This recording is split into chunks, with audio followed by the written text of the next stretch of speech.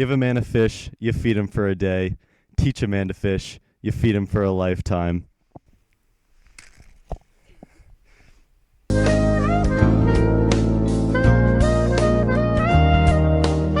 I know you may be eager to learn how to fish right now, but before we can begin with my tips, I decided to consult with an expert fisherman in order to get the lowdown on really how to catch a fish.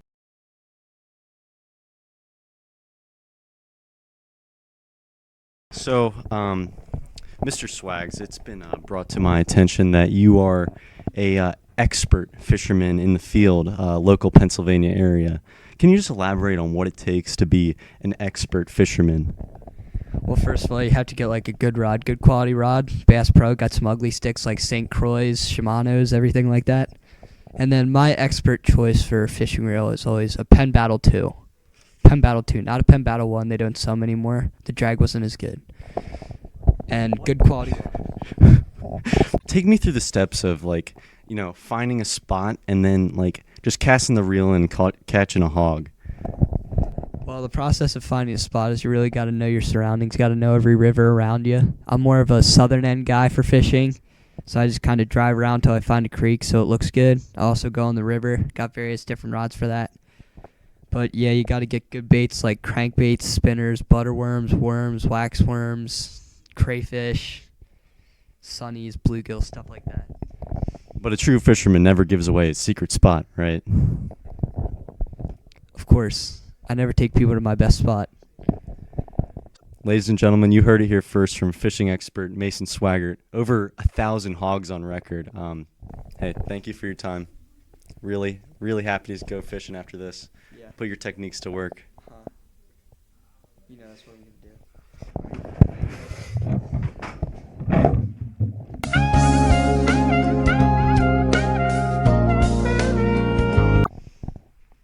So let's get down to the basics. The materials you'll need are a rod, much like so. This is a nice rod. It's got the bend. Okay, and then this is the reel right here.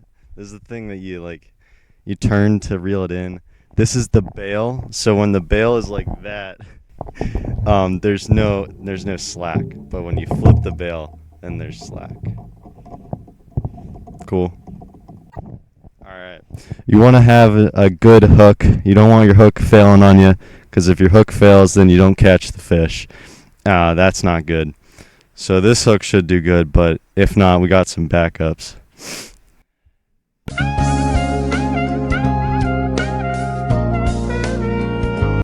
All right, next thing on the chopping block is the bait.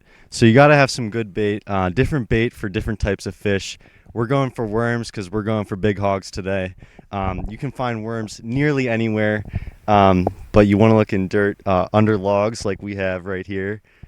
Let's see if we can find one. Holy guacamole, there's a worm right there.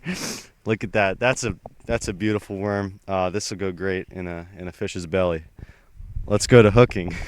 Okay, so the worm will be all squeamish and stuff as it is, so but you want to make sure it's on the hook tight. So here's what you got to do.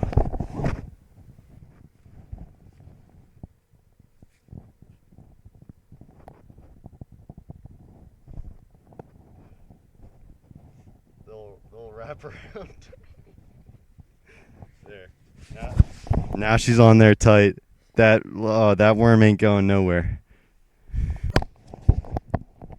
So when picking out a location, as Mason said, I'm never going to give you the best spot in the world, but I can give you some pointers from where to find some good locations. So you want to find a wooded area, low traffic area, because more people here, less fish for you to catch. Am I right? All right. So we are in a remote, undisclosed location, but I assure you this is a great trout spot. You want to find really any body of water will have fish inside of it. This is a little creek right here, but it's known to have some big hogs in there. So let's get out there and let's catch some fish. Okay, so now that you're in the stream, your location, you're gonna have to cast it in there. So casting, you have your string right here. It's taut. You want to let your worm down a little bit, and then you want to come to your bail and flip it over, but hold the string so it doesn't fall down, and then hold it like this. And now you're going to use the momentum by just swinging it back and forth, and then once it's at its highest point, you want to let go of the slack and just toss it in there. So now that the worm's in there, you're going to want to reel it in. So what you're going to do is you're going to take the reel and you're just going to push it away from you, spinning, and then slowly the worm's going to come right back to you. I'm going to need to clap. The key is really patience in this. It's a waiting game, honestly. Fish aren't going to be attracted right away. I mean, you just got to keep on just tossing it in there and keep on reeling, hoping for something big. And, you know, every now and then you might catch something.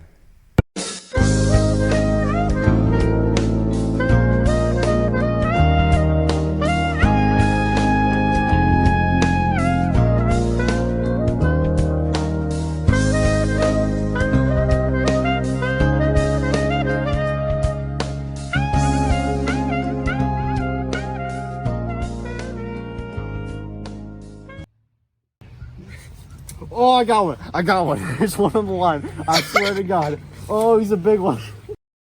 Oh, he's a big one. Oh, man. Look at the size of that hog. Oh, my God. Wow. What a catch, guys. I cannot believe this. Look at that. Man. Oh, he's a feisty one. He's a feisty one. Oh, no, I can't say that.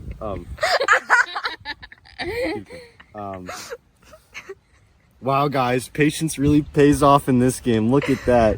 Oh, he's going to be delicious tonight. All right, now that you guys know how to catch a fish, let me run you through some scenarios you'll run into while you're trying to fish. I'm going to take you through what goes on and how to deal with each scenario. Okay. So here's what to do if somebody tries to jack your spot.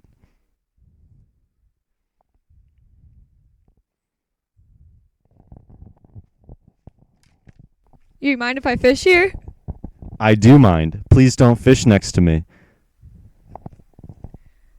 Why not? Because you be jacking all my fish. Fair enough.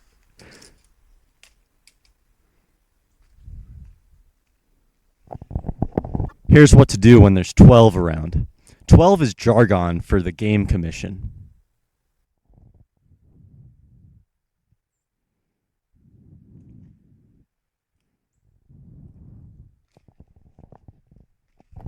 Good evening, sir. You mind if I see your fishing license? You can have my fishing license, all right, from my cold, dead hands.